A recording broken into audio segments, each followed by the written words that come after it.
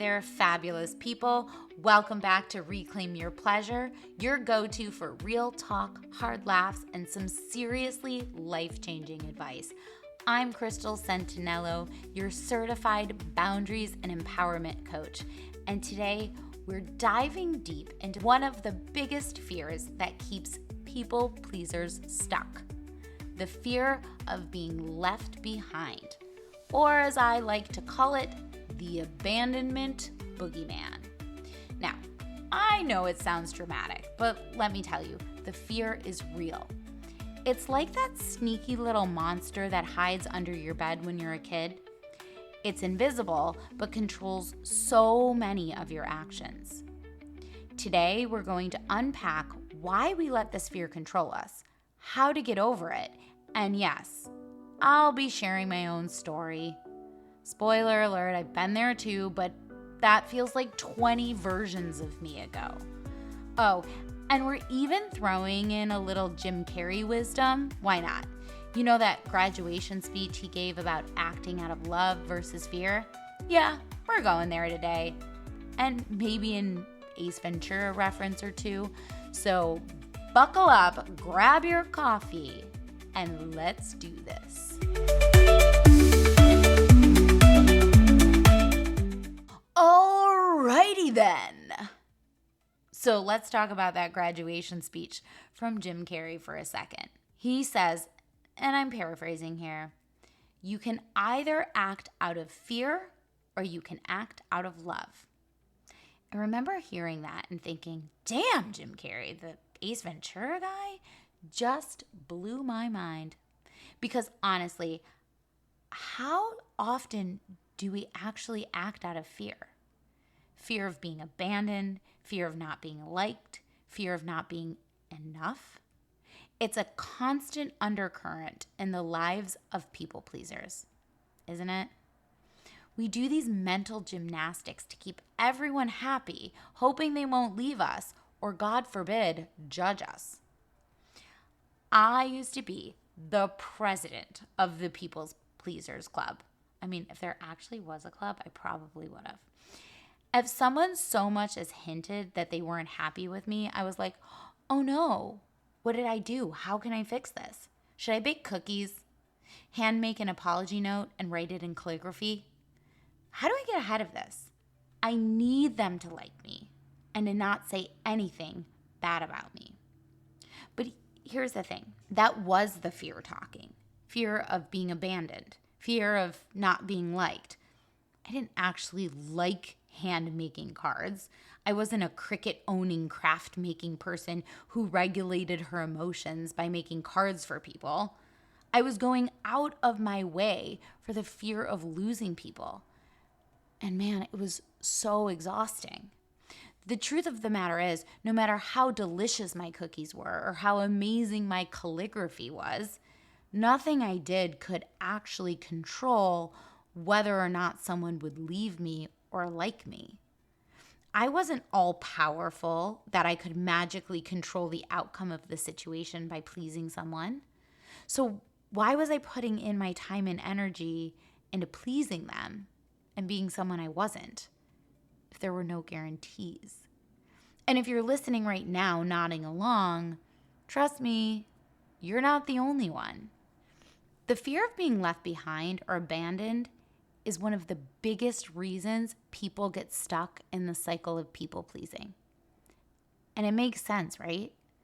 Somewhere along the way, we got the message that being ourselves, our true, flawed, messy, beautiful selves, wasn't enough. So what did we do? We slapped on the mask of people pleasing. We tried to be whoever we thought others needed us to be, hoping it would keep them around. And in some way, we were rewarded for that. You're so nice. You're so reliable. Thanks for being such a great friend. You're so considerate. Blah, blah, blah. But here's what no one tells you. When you put on that mask, you're not attracting the right people. You're attracting the ones who want the mask. And the moment you try to take it off, poof, they're gone. And let me tell you, I get it. I had those same fears too, but let me be honest. Those fears, the ones from like 20 versions of me ago, I barely remember them. I've done the work and I've come out the other side. And the people who left, they weren't my people. And the ones who stayed, they're the real deal. And I've attracted infinitely more people since becoming my authentic self. I see this, honestly, with every client I work with. Every single one of them has a deep-rooted fear. Fear of abandonment, of not being liked, or not being good enough.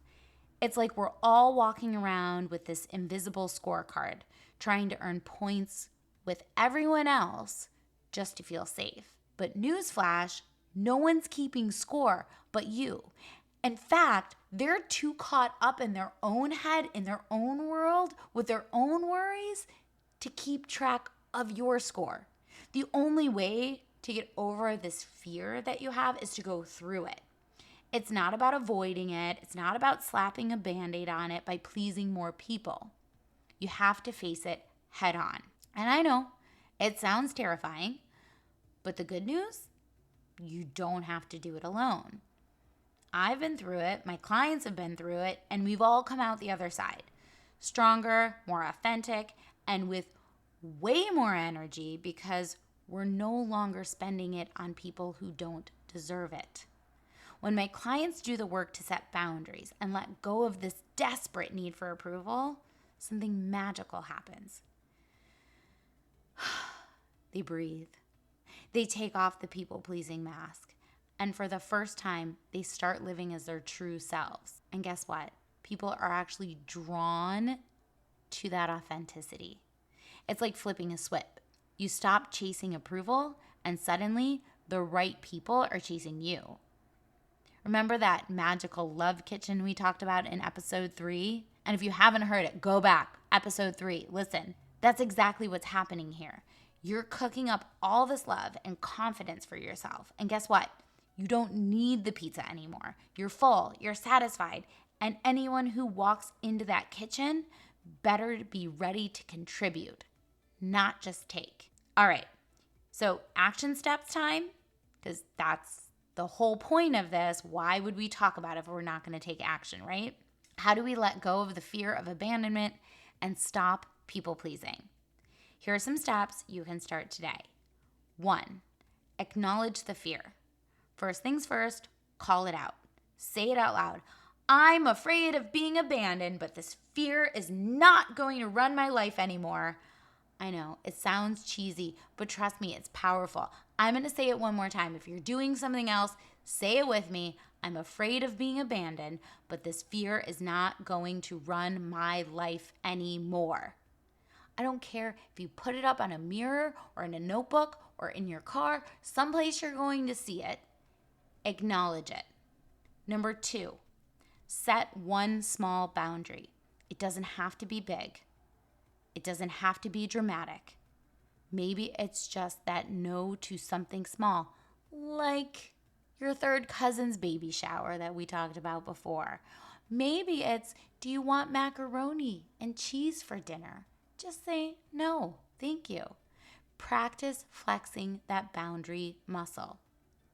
3, start living for you. What's one thing you've been doing just to please others? What's one thing you'd love to do for yourself instead? Have you been dying to take a bath, get some Epsom salts, read a book, or maybe just sit in peace? And no, I don't mean on the toilet, hiding in the bathroom away from your children. I mean somewhere out in nature or somewhere else in your home in peace. Whatever it is, do it. You deserve it. Number 4, check in with your inner circle. Who in your life genuinely loves the real you? Spend more time with those people. The more you're around the people who love you for who you are, the easier it will be to let go of the people who don't. And lastly, reach out for support. If you're listening to this and thinking, okay, I need help with this, then come find me. Slide in my DMs on Instagram at Complete Coaching with Krystal, or head over to my website. You can grab my Setting Boundaries Without Guilt cheat sheet at krystalcentinello.com/resources. Again, that's krystalcentinello.com/resources. When you enter your email, you'll get a password for this and future resources to come.